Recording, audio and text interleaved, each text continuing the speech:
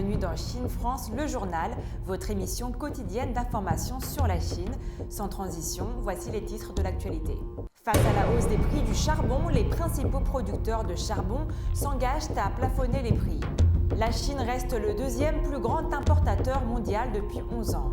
Selon un récent rapport, la Chine réalise des progrès dans le soutien des enseignants ruraux. Le marché du logement chinois continue de se stabiliser en septembre. 4 producteurs majeurs de charbon se sont ouvertement engagés à appliquer rigoureusement un plafonnement des prix pour le charbon thermique, ainsi qu'à assurer l'approvisionnement. La Chine déploie tous ses efforts pour garantir l'approvisionnement avant que la saison de chauffage hivernale ne débute à la mi-novembre, lançant dans le même temps une campagne pour enrayer la flambée des prix du charbon. L'entreprise d'État CHN Energy, qui représente 40% de l'approvisionnement en charbon pour les ports charbonniers autour de la baie de Bohai, a annoncé jeudi qu'elle avait décidé de plafonner le prix du charbon thermique. D'après l'entreprise, il s'agit d'une mesure rapide, quel qu'en soit le prix, pour ramener les prix du charbon à des niveaux rationnels. Les entreprises d'État China National Coal Group et Tinmen Holding Group, ainsi que le groupe privé Inner Mongolia Yitai, ont pris le même engagement, indiquant que le charbon thermique ne serait pas vendu à plus de 2000 yuans par tonne. Les ports de la baie de Bohai constituent les centres névralgiques du transport maritime du charbon produit dans les mines du nord de la Chine vers les ports du sud. Le charbon est ensuite réacheminé ou consommé dans les centrales thermiques. À la suite de l'annonce de ces 4 entreprises, les contrats à terme du charbon ont enregistré jeudi une chute à leur limite journalière, mettant fin temporairement à la tendance à la hausse record de cette semaine. Ces engagements surviennent alors que la Chine a lancé une campagne nationale avec de nombreuses mesures prises cette semaine pour endiguer la flambée des prix du charbon et assurer son approvisionnement face à l'approche de l'hiver. D'après les analystes, cela reflète les avantages nationaux et systémiques de la Chine. Jeudi, la Commission nationale du développement et de la réforme a annoncé qu'elle allait réaliser une enquête complète sur la production et le processus de circulation du charbon sur la base de ces mesures d'intervention spécifiques à prendre sur les prix du charbon, annoncées récemment et basées sur la loi nationale régissant les tarifications. La Commission nationale du développement et de la réforme a indiqué que l'augmentation rapide des prix du charbon poussait à la hausse les coûts pour les entreprises en aval et avait un impact négatif sur l'approvisionnement énergétique et le chauffage hivernal.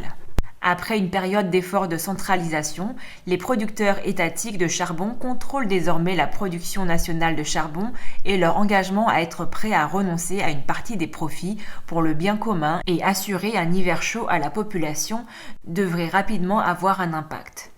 Mercredi, le Premier ministre Li Keqiang a réaffirmé lors d'une réunion exécutive du Conseil des affaires d'État l'importance d'assurer le chauffage hivernal pour la population, s'engageant à poursuivre les efforts pour endiguer la spéculation sur les prix du charbon. Li Keqiang a également mis en garde contre les répercussions en aval de la hausse des prix des produits de base et les conséquences négatives potentielles sur les petites et micro-entreprises. Après que les centrales thermiques du pays se sont plaintes que leurs profits diminuaient du fait de la hausse des prix du charbon et des plafonds imposés sur les prix de l'électricité, la Chine a assoupli les restrictions sur le mécanisme de tarification de l'électricité produite par les centrales thermiques à 20% afin de soulager les difficultés opérationnelles auxquelles se retrouvent confrontées les entreprises de production d'électricité au charbon. Mardi, la Commission nationale du développement et de la réforme a annoncé qu'elle s'assurerait que les mines de charbon fonctionnent à pleine capacité et atteignent une production d'au moins 12 millions de tonnes par jour, soit 1,6 million de tonnes supplémentaires par rapport à la fin septembre. En plus de renforcer l'approvisionnement domestique, la Chine a récemment augmenté son approvisionnement en charbon et en électricité auprès de ses pays voisins, notamment la Russie et la Mongolie, ainsi que ses importations maritimes de charbon depuis l'Indonésie. La Chine reste le deuxième plus grand importateur mondial depuis 11 années consécutives, a déclaré jeudi le ministère chinois du Commerce. Au cours de la période de janvier à septembre, la Chine a importé des marchandises pour une valeur de près de 2000 milliards de dollars, soit une hausse de 32,6% en glissement annuel, a déclaré la porte-parole du ministère chinois du Commerce, Xu Chueting, lors d'une conférence de presse. Durant le dernier semestre de l'année, les importations de marchandises de la Chine ont représenté environ 12% du total mondial et le pays a également contribué à 15% de l'augmentation des importations mondiales au cours de cette période, a indiqué Madame Xu, citant les données de l'Organisation mondiale du commerce. La Chine poursuivra constamment une ouverture de haut niveau, développera les importations et fera de son marché un marché mondial, partagé par tous et accessible par tous, d'après la porte-parole. Le pays améliorera continuellement la libéralisation commerciale et la facilitation des échanges et optimisera son environnement commercial afin de promouvoir la reprise et la croissance mondiale. Selon un rapport sur l'amélioration de la performance des enseignants et l'application de la loi sur les enseignants soumis par le Conseil des affaires d'État, la Chine a réalisé des progrès dans le soutien des enseignants ruraux. La Chine a fait des progrès dans le soutien des enseignants ruraux et l'amélioration de leur performance, indique un rapport sur l'amélioration de la performance des enseignants et l'application de la loi sur les enseignants. Le rapport a été soumis par le Conseil des affaires d'État à la session en cours du Comité permanent de l'Assemblée populaire nationale pour examen. La Chine a recruté environ 1,03 million d'enseignants parmi les diplômés universitaires d'écoles rurales dans les régions centrales et occidentales pour revigorer l'éducation rurale depuis le lancement d'un programme de recrutement pour des postes spéciaux en 2006, indique le rapport. D'après le document, près de 1,3 million de personnes dans les zones appauvries de 22 régions de rang provincial du pays ont bénéficié des subventions à vie. Les enseignants ruraux ont le droit de bénéficier de politiques préférentielles en matière d'obtention de titres professionnels et techniques et ont la possibilité de participer à des formations et à des apprentissages avancés. La Chine a continué à voir son marché de l'immobilier se stabiliser en septembre en vertu de la réglementation renforcée du marché, a indiqué le Bureau d'État des statistiques.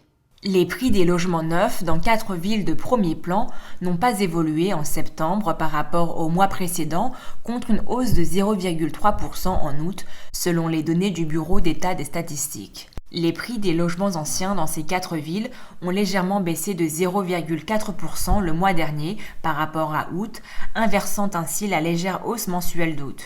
Au total, 31 villes de second rang n'ont pas vu de changement mensuel des prix des logements neufs, tandis que 35 villes de troisième rang ont vu leur prix baisser de 0,2% en glissement mensuel.